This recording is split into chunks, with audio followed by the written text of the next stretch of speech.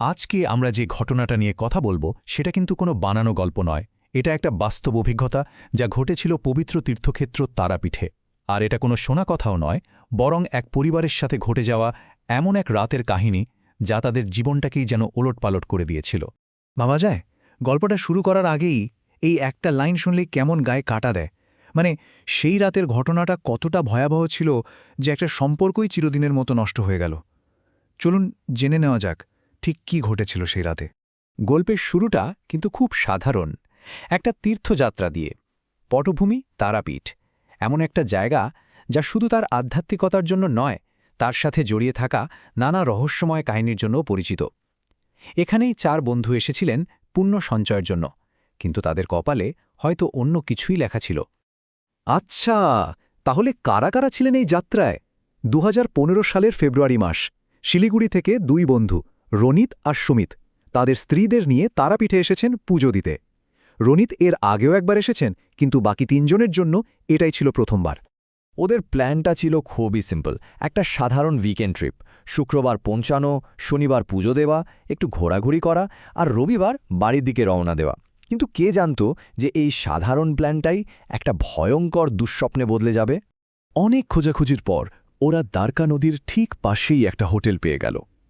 2টো ঘরই 3 তলায়।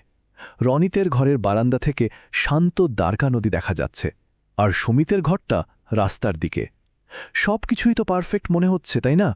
কিন্তু আসল ভয়টা তো লুকিয়েছিল এই শান্ত পরিবেশের মধ্যেই। হোটেলে পা রাখার পর থেকেই, মানে বলতে গেলে প্রায় সঙ্গে সঙ্গেই কিছু অদ্ভুত আর অস্বস্তিকর ব্যাপার ঘটতে শুরু করে, যেগুলো প্রথমে মনের ভুল বলে মনে হলেও ধীরে ধীরে এক অশুভ কিছুর ইঙ্গিত দিচ্ছিল। অশুভ ঘটনার শুরুটা হয়েছিল রনিতের ঘর থেকেই।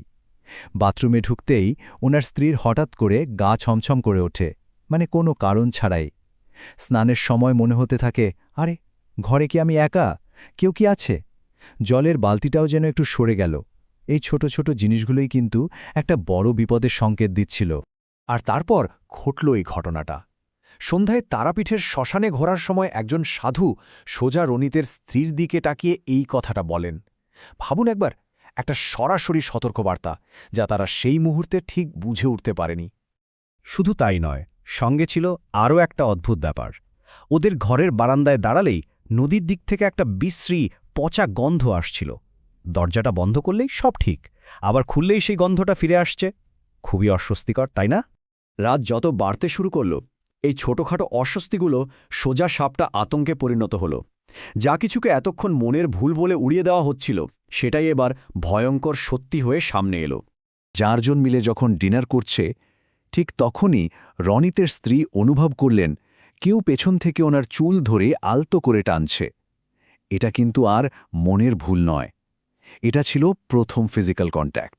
আর প্রায় একই সময় সুমিত বারান্দার বাইরে গ্রিলের ওপারে এক ঝলক একটা মুখ দেখতে পায়। কিন্তু ওরা তো 3 তলায়, এটা কি করে সম্ভব? ও ভাবল হয়তো নেশার ঘোরে ভুল দেখছে। কিন্তু প্রশ্নটা হলো, ওটা কি সত্যি মনের ভুল ছিল নাকি অন্য কিছু? এরপর ঘটনাগুলো খুব দ্রুত ঘটতে শুরু করে। বাথরুমের মগটা একবার পড়ল, তুলে রাখার পর আবার পড়ল। তারপর বাথরুমের দরজাটা নিজে থেকেই খুলে গেল। আর সব শেষে যেটাই ওদের শিরদাঁড়া দিয়ে ঠান্ডা স্রোত বয়ে গেল, ওদের ভারী লাগেজটা কেউ যেন সর্বশক্তি দিয়ে ঘরের এপার থেকে ওপারে ছুঁড়ে ফেলে দিল। ব্যাস, ওই মুহূর্তেই সব পরিষ্কার হয়ে গেল।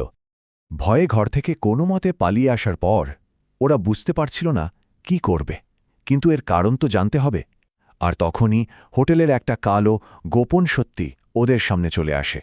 পরদিন সকালে যখন রনিত আর সুমিত সাহস করে ঘরে ফেরে জিনিসপত্র আনতে, গিয়ে দেখে ঘরটা পুরো লণ্ডঘণ্ড।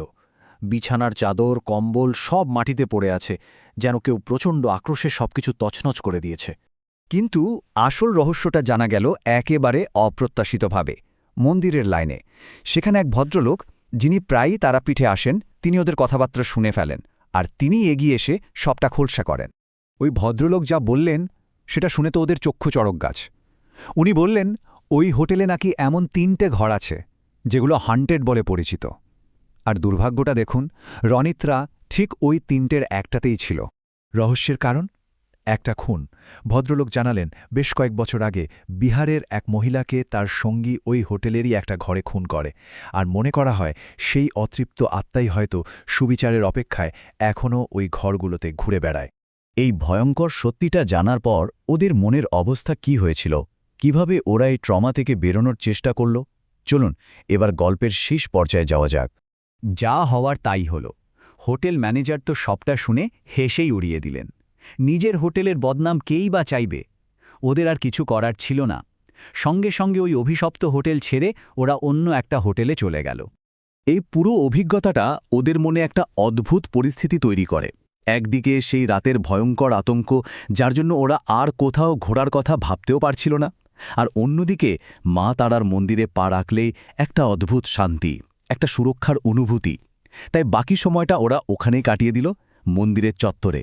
শেষে গিয়ে একটা প্রশ্ন কিন্তু থেকেই যায়, সেই রাতে যা কিছু ঘটেছিল সেটা কি সত্যি সত্যিই এক অতৃপ্ত আত্মার কাজ, নাকি তারাপীঠের মতো একটা মহাশক্তিপীঠে ভালো আর মন্দ দুটো শক্তি হয়তো অনেক বেশি প্রকট? দ্বারকা নদীর ধারের ওই হোটেলে আসলে কি আছে, এই উত্তরটা হয়তো কোনোদিনই পাওয়া যাবে না।